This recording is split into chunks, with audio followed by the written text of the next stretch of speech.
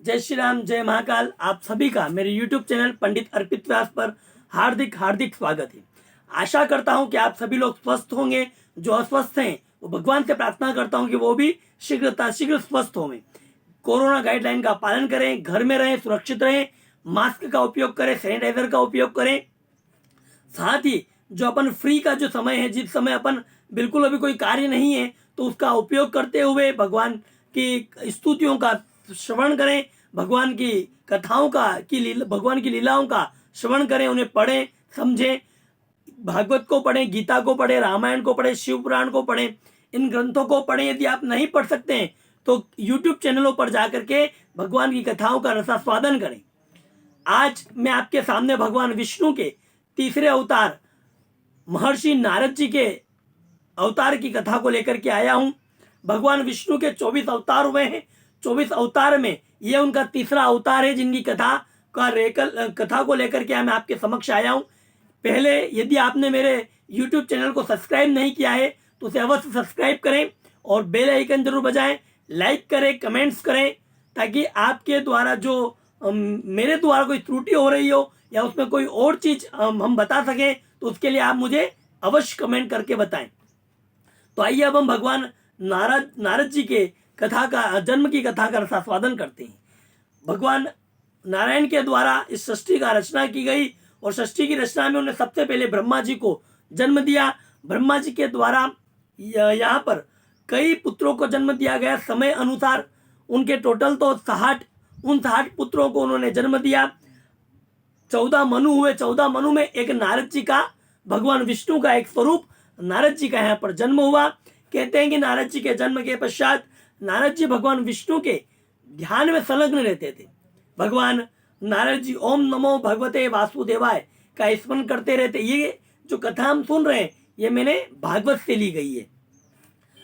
नारद जी भगवान विष्णु का स्मरण करते हुए रहते। जहां पर भी जाते भगवान की पूजा पाठ, भगवान की कथाओं की लीलाओं का वर्णन करते हुए जाते। हर किसी को ब्रह्मचर्य व्रत का पालन का नियम बताते और उन्हें भी भगवान के तरफ झुकाने के लिए, भगवान की तरफ अग्रसर करने का प्रयास सतत करते रहते। और इसी के स्वरूप उनके जीवन में उन्हें 2 श्राप मिले। और सबसे पहला श्राप उनको उनके पिता के द्वारा मिला। क्या श्राप दिया गया? तब ब्रह्मा जी के द्वारा कहा गया कि सृष्टि की रचना करो और सृष्टि की रचना के फलस्वरूप आप मैथुन्य क्रिया करने के लिए किसी से विवाह कीजिए। तब उन्होंने मना कर दिया कि नहीं, मैं तो भगवान का भजन करूंगा, मैं विवाह नहीं कर सकता।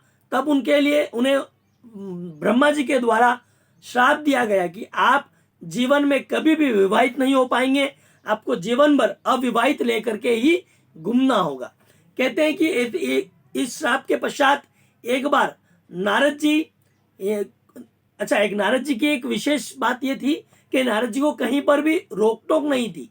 वो किसी के भी भवन में जा सकते थे, किसी के भी कक्ष में बिना पूछे जा सकते थे। ये नारद जी को विशेष एक पदवी प्राप्त, कह सकते हैं अपन वीआईपी होते हैं, वैसे नारद जी एक वीआईपी के भांति कार्य करते थे।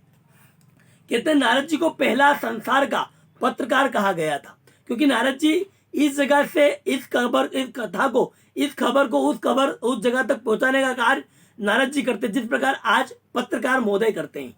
तो नारद जी को पहली पदवी पत्रकार की भी प्राप्त हुई है और पहले पत्रकार इस संसार में नारद जी हुए हैं। कहते हैं कि उन्हें जब दूसरा श्राप प्राप्त हुआ, उसकी हम कथा का स्मरण करते हैं।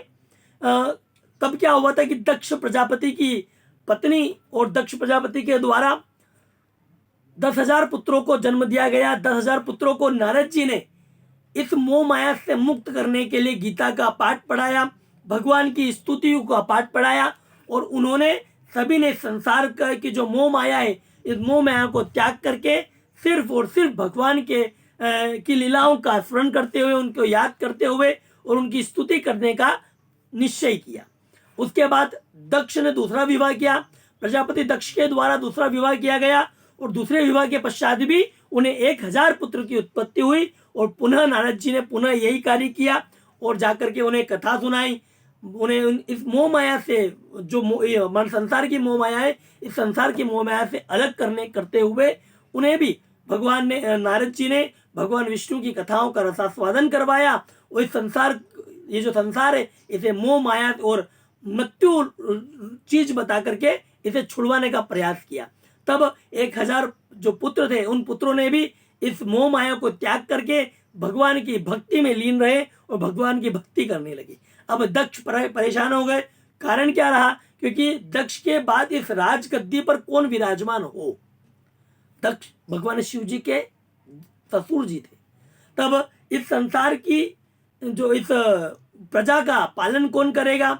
इसके लिए तो वो चिंतित हुए और उन्होंने नाराज होकर के भगवान नारद जी को श्राप दे दिया। और श्राप ने क्या कहा कि आप 2 घड़ी से ज्यादा कहीं पर रुक नहीं पाएंगे, ये उन्हें श्राप दे दिया। तो अपन भी देखते हैं कि नारद जी नारायण नारायण नारायण करते हुए इस लोक से उस लोक, उस लोक से इस लोक, और पूरी पृथ्वी पर, पूरे ब्रह्मांड पर, रसातल में, तल में, तल में, पताल में और सभी जगह विचलित करते रहते हैं।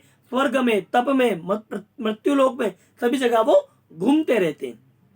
कहते हैं कि नारद जी सिर्फ जब तक गाय का दूध दहा जाता है तब तक एक जगह स्थित रहते हैं। गाय का दूध दोहने का मतलब क्या होता है कि जब बछड़ा गाय का दूध पी लेता है, उसके बाद जब मनुष्य गाय का जितनी देर दूध निकालता है उतने क्षण ही नारद जी कहीं रुक सकते हैं, अन्यथा उन्हें वहां से जाना पड़ता है। ये उन्हें उनको श्राप दिया गया है।